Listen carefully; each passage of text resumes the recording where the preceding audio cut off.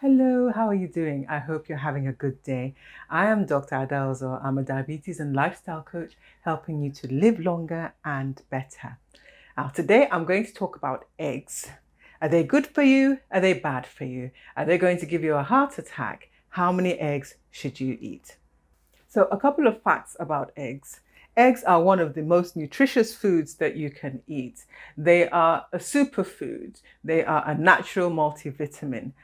They contain good amounts of vitamin A, vitamin B2, B5, B12. They are a good source of selenium. They also contain smaller amounts of lots of other nutrients like potassium, iron, manganese, folate. Eggs are one of the best sources of choline. Choline is converted into a compound that functions in transmission of messages around the body through the nerves, memory, brain function, contraction of muscles, and lots more. Eggs are rich in the antioxidants lutein and zeaxanthin. These are concentrated in the eye and help to protect your eyes from harmful sunlight. This helps to prevent cataract and macular degeneration, which can lead to blindness. Now, all these nutrients I've mentioned are found in the yolk. So if you don't eat the yolk of the egg, then you're missing out on all these. The white of the egg is mostly protein. And this is a very high quality protein. It's a complete protein in that it contains the whole spectrum of amino acids. Now, there are some amino acids that you can't produce that you have to eat. These are essential amino acids, and you will find them in the white of the egg. Eggs can be prepared in lots of different ways, which means that you can actually eat them virtually any time of the day, morning, afternoon, night.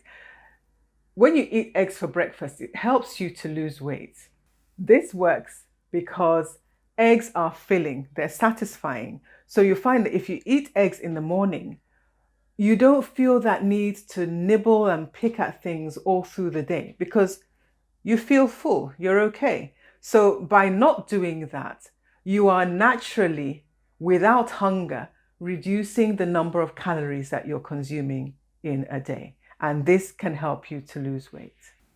Now, the next question is going to be, what about the cholesterol? Eggs are high in cholesterol, and cholesterol is not good for you. Now, over the years, we've been indoctrinated into thinking that you shouldn't eat cholesterol because cholesterol is bad for you. Now, cholesterol that you eat does not automatically equate to cholesterol in your blood. You need cholesterol. You cannot live without cholesterol. Your body produces cholesterol. So if you don't eat enough, your body will produce it. Let's assume that you need 1,000 milligrams of cholesterol in a day, and you consume maybe 300 in your diet. Your body will produce 700 milligrams of cholesterol to make up the difference. If you eat 600 milligrams, then your body will produce 400 milligrams to make up the difference. Your body needs a certain amount of cholesterol every day. And if you don't give it to your body will make it by itself. That is how important cholesterol is to the body. Now, believe it or not, about 75% of your brain is fat. So your brain is mostly fat. 1/4 of that fat is cholesterol. So that means that you need cholesterol to make sure that your brain functions the way that it should. Cholesterol is used to produce hormones in the body. These are messengers that move around telling certain cells what to do, when to do it. This includes the sex hormones, progesterone, estrogen, testosterone. The stress hormone, cortisol, is also derived from cholesterol. Now, the cell membrane that holds the cell together is partially made up of cholesterol.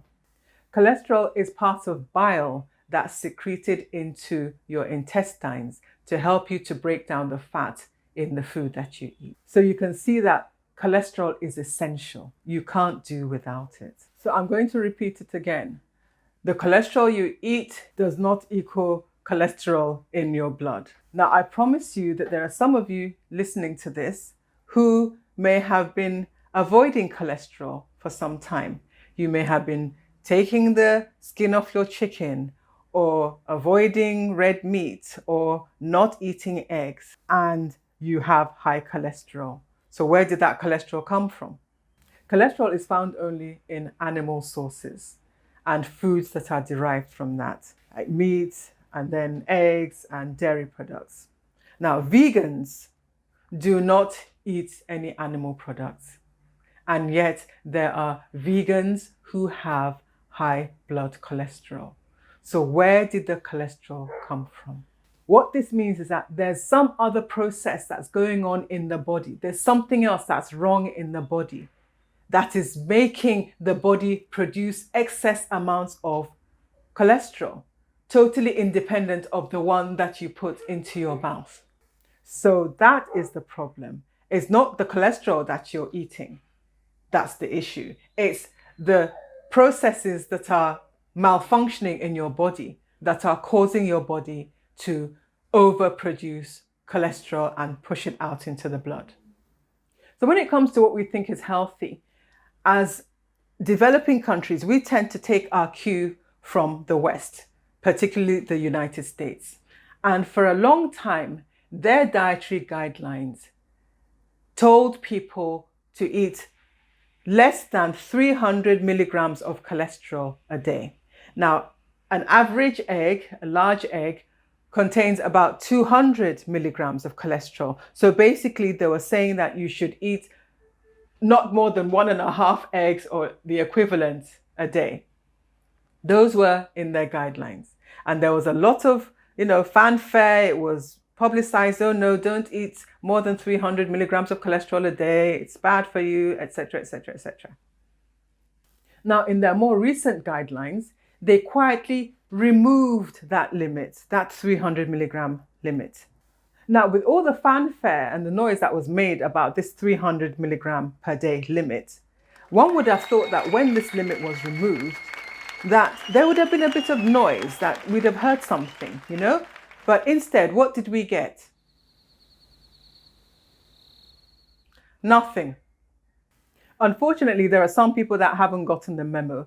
They're still sharing the outdated idea that you should limit your cholesterol to less than 300 milligrams a day. And they are dishing this out as advice.